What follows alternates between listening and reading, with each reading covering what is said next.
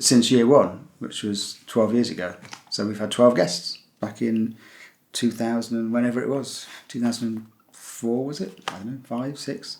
A long time ago. 2007.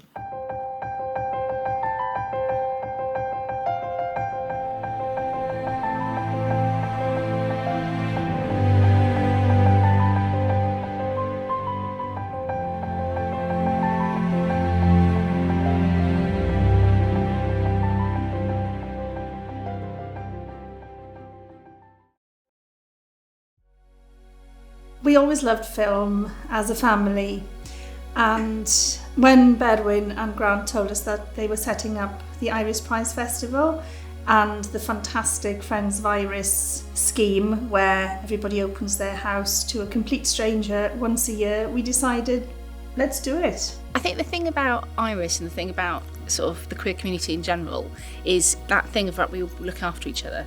I've always sort of thought, well, you know, what would I have liked if I was younger and I was coming to a new city? I think I was always sort of looking out for sort of younger me in a way. But I originally got involved just to try and give back a little bit to the community, and you know, sort of welcome the way I felt welcomed when I first joined Iris. We've been hosting, I think it's 5 years. We first came to the festival about 10 years ago and slowly got more involved until we started hosting. In the early years when we were coming, we couldn't host, we didn't have the space. Then we just thought, yeah, it'd be a good idea because we've met lots of people, but... Yeah, ban the free alcohol. That wasn't what I was doing. When I first heard about the option for hosting from other friends who'd also hosted Filmmakers, I thought what a great way of getting a bit more involved and maybe understanding a bit more about what goes on behind the lens as well as an audience member. I was involved in making a film with the Iris outreach team. I found that whole experience a very wonderful thing, and I wanted to give something back. Iris don't expect everybody just to, you know, get your own accommodation. You know, like a lot of film festivals, it's kind of like, oh, we'll do our best to try and find you some nice people to stay with. And I just thought that was the nicest thing. And so as soon as I found out that was part of, you know, something you could do as part of the Iris family, I wanted to help. So I thought that was really important. We decided to open a door to a stranger or to friends. We don't like to call them strangers, to friends, because I guess this is the way we are. We were brought up like this. We just wanted to meet new people, to be honest. People who shared the same sort of passion as we have for film. So you know then you've got instant sort of link to them. It was great to be part of the first Iris, and we thought, we didn't know what was going to happen with Iris in the future. Obviously, we had an inkling that it was going to be a massive success, which it has been. And I think we probably thought that we were in it for the long term with Iris, Bedwin, Grant and the whole team. And we've got to know a lot of new people as being part of the Iris family. When I started hosting people, I didn't know what to expect. I wasn't sure whether, because you don't know who you're going to get every year. I was very worried at first that I need to have a spotless house and this architecturally beautiful house. And as long as you're decent hosts and everybody's nice, then it's all fine. Iris are really generous with what they give hosts for effectively just giving somebody a bed and some food. It isn't very difficult to do, and I think you get quite a lot out of it. Yeah, and you get to make some lovely friends as well. It's really lovely having someone who's in the LGBT plus community and to give them a welcoming place to stay and to help them find their way around so that they're going to enjoy and make the most out of being at Iris and Cardiff. Iris is such a broad festival in terms of sort of queer culture, so you can get kind of very, very different experiences from the different people you're hosting, which I really like. I think also it ties you into the festival because you've got kind of a vested interest in that person's film and you want to go and support them. When you're in Iris, you're bound to meet directors who've been taking their films, well, round the world basically, and they come to Iris and they're rather amazed because they're hit by Iris's special atmosphere, and they tell you, that they've just been to this major festival, and there was no atmosphere. Their film was shown, people were probably very kind and so on, but no socializing whatsoever. No meeting place, just a cinema, a screen, and film. So they really appreciate Iris when they come here. I think also for the filmmakers it's good because they get to spend time with local people, and I think the experience of being a guest in a Iris host's house is different to just jetting in, staying in the hotel, spending time with other filmmakers in the hotel, and perhaps not mixing in the community that much. I think it's very important. It's part of what's making this festival so nice and welcoming, because I came all by myself and now I have this nice friends in here. Yeah. So I think it's a lot more personal because I actually get to meet people who live in Cardiff. For me, I've never been to the city, and so immediately yesterday I felt like I knew a part of the city, and I was, I guess involved is a good word. I was involved in the festival right away from the moment I stepped through the door at Tim's and Laszlo's place. So it's been really good. It's much better to stay in a family and to take part in like everyday life here. I don't know, it's a completely different feeling, and it was very interesting for me, and they accepted me immediately as part of the family, or as at least I felt like that, and it was beautiful. I mean, so nice.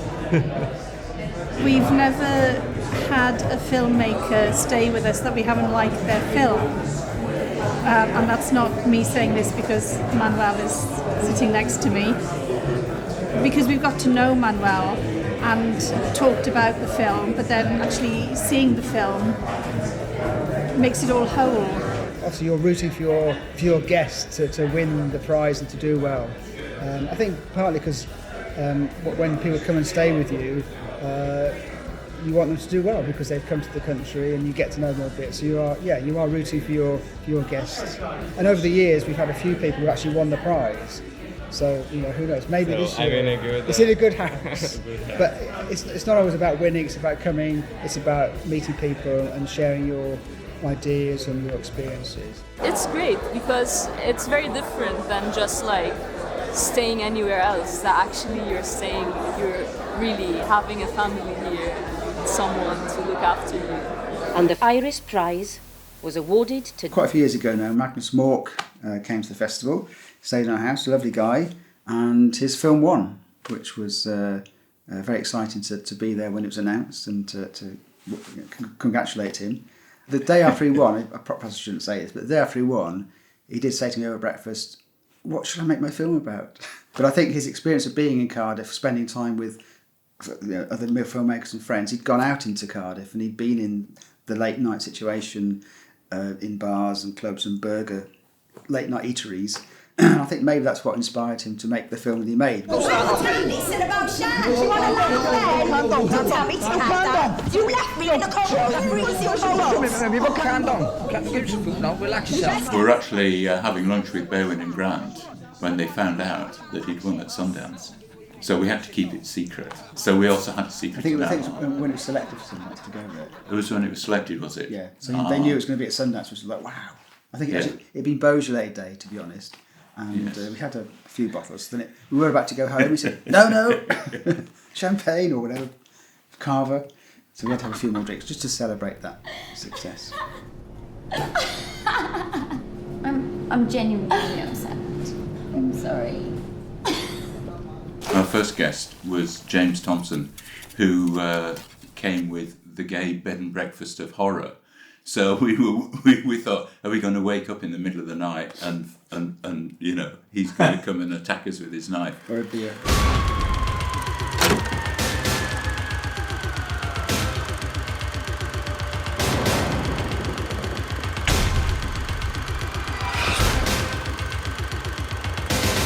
He got on really well with us, spent a lot of time with us, and his film was funny. It was blood and gore. And I gave him one of my little paintings, and he said, right, that's going to go in my next feature film, which it did. So that was our first experience, so it was great. Yeah. One of the lasting memories of the very first Iris, when Hong and Michael Simon stayed with us, a very short vlog was created just to talk about the first Iris and the experience of Friends of Iris. Did you have a good 3 days? I did. I loved it. It's been a best festival I've been to, really. I love the intimacy, the fact that we're staying with lovely family in a homestay, and the intimacy, just having it in 2 venues in Chapter and Cineworld really allowed us to get to know other people within the festival, and it's just been wonderful, really. Right at the very end, there was a shot of Alex, who had just turned 6, holding up an Iris programme and saying, "You don't have to be a friend of Dorothy's to be a friend of Iris," which was a nice little touch. Remember, you don't have to be a friend of Dorothy to be a friend of Iris. Well, I think she's probably embarrassed about it now at 17 when her friends find it on YouTube, but it was a very nice memory for us as a family. Yes. We had these teenagers. It was the most fantastic experience, actually. These 2 teenage girls turned up because they were really obsessed with this actress who's coming down, who's going to be in one of the films. And they travelled down from like the top of Scotland. I think it was like Inverness or something, like the top of Scotland. They travelled down all day, and they hadn't actually thought about where they were going to stay. And we were just sort of chatting to them, and it was like, well, actually, we've got a spare bed. So although we were hosting, it was unofficial hosting, this one. And so, yeah, they got stuck. I think they were planning to stay like somewhere in Roath, and they got stuck, and so they just phoned me up because I'd given my number just in case they had any problems. And so I kind of had to walk them back. So I had to sort of be on the phone, right, take a right turn there. Okay, now keep going, because they didn't have any money for a taxi. And that's the thing with Irish, you never know what you're going to get, even if it's like something that's very ad hoc and last minute. I guess it would have to be Katie. So is that favourite one? The legend that is Katie. She stayed with us 4 years ago. And now you can't shake her off. You can't shake her off. We've kept in touch ever since.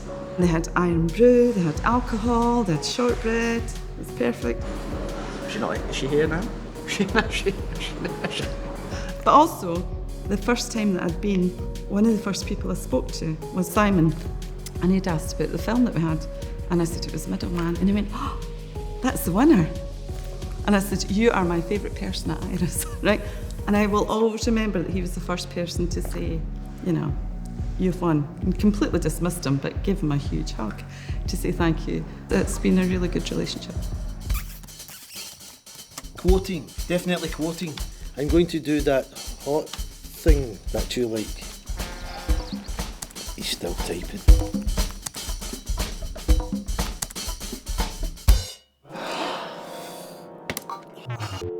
I'm sorry, Colin, we're experiencing technical difficulties. Maybe you'd like to try sexting until further notice. Texting. Thank you for using Type to Talk. Jeez.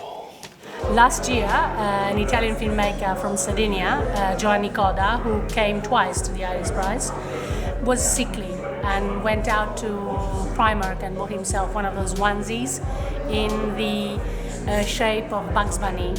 And he spent the whole time at our house dressed up as Bugs Bunny, and that was, that brought us a smile every time we saw him. Yeah, so like having jury members stay with us and then being able to influence them. No, we don't. No, we don't. Well, mention that we had our favourite films was good. And some guests keep themselves to themselves, and they're very busy networking, for example, so we don't see much of them.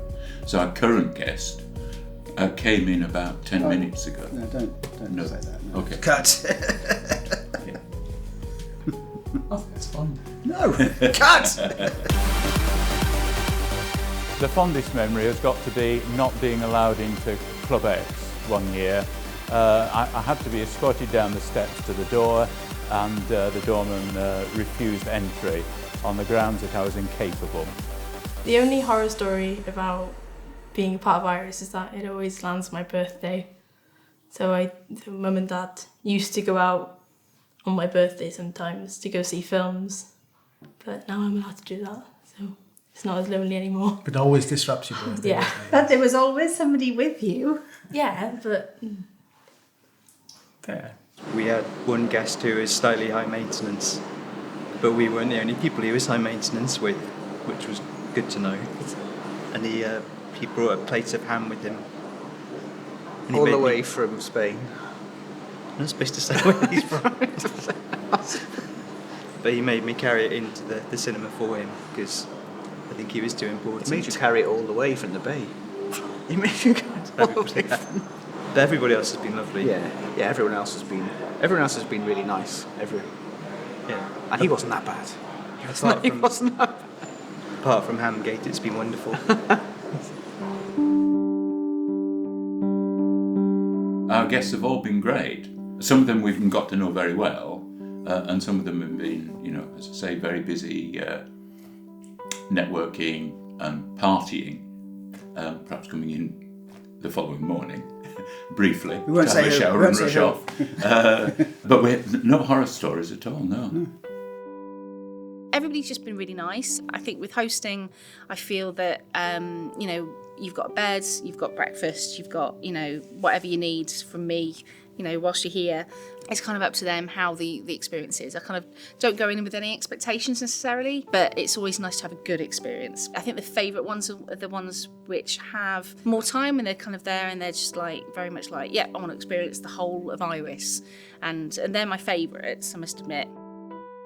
Expectations are, you know, that they are decent human beings, and we never had a problem, never, and it's always been lovely and enriching and fun, and it's also a way of relaxing after the festival. You know, you go home, you have a drink, and you just talk about the day or the film, and it's makes it much more pleasant.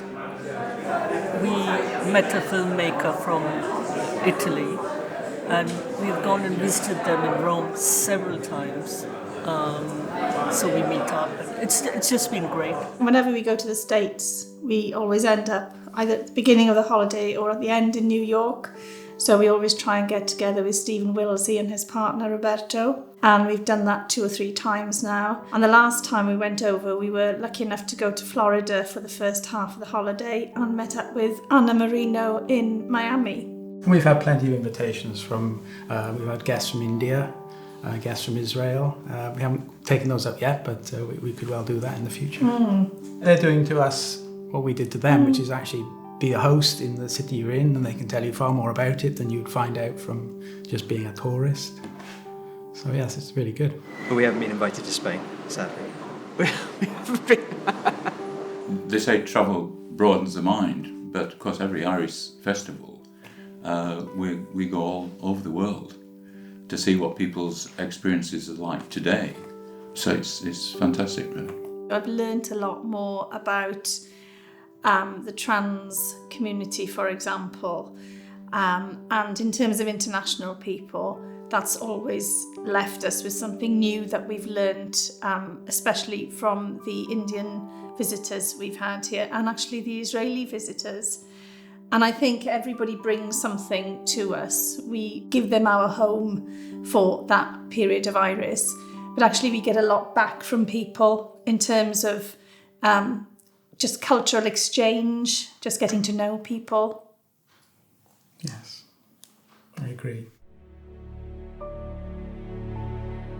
Growing up with Iris has made me a more open-minded person, and it's allowed me to accept people a lot easier, or perhaps quicker than other people would have, because I've grown up with a lot of gay close family friends.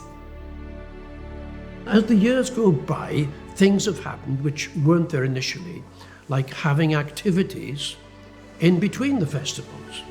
That gave a kind of family atmosphere of belonging to Iris. It wasn't just a film festival where you went to see films and went home, as still happens, I believe, or I've been told, in some major festivals, where there's just no atmosphere. It's just sitting down, watching a film, going away. So Iris has never been like that. There's always been the atmosphere of the actual festival itself, but activities during the year in between each festival. They talk about the Irish family, which you think, oh, it's a bit of a cliche, but actually it is like that. We've made friends through that experience, and we see them not only every year at the festival, but we see them at the various gatherings throughout the year. We may not have children, because we haven't got children, but you think definition of family isn't just your mother, father, brother, it's a wider thing as well. It's just a great experience, and it really expands what Iris is. It really pulls you in, it's really engaging. I know Iris is almost a week really, so it's a commitment, but it's it's a very important event in our calendar every year. Tonight I'll take care of you. My lonely heart wants me to. Tonight I will share with you. My lonely heart beats so loud. Let's listen for a while. Tonight I'll take care of you. My lonely heart wants me to. Tonight I will share with you. My lonely heart beats so loud, only you can slow it down. My lonely heart has been found.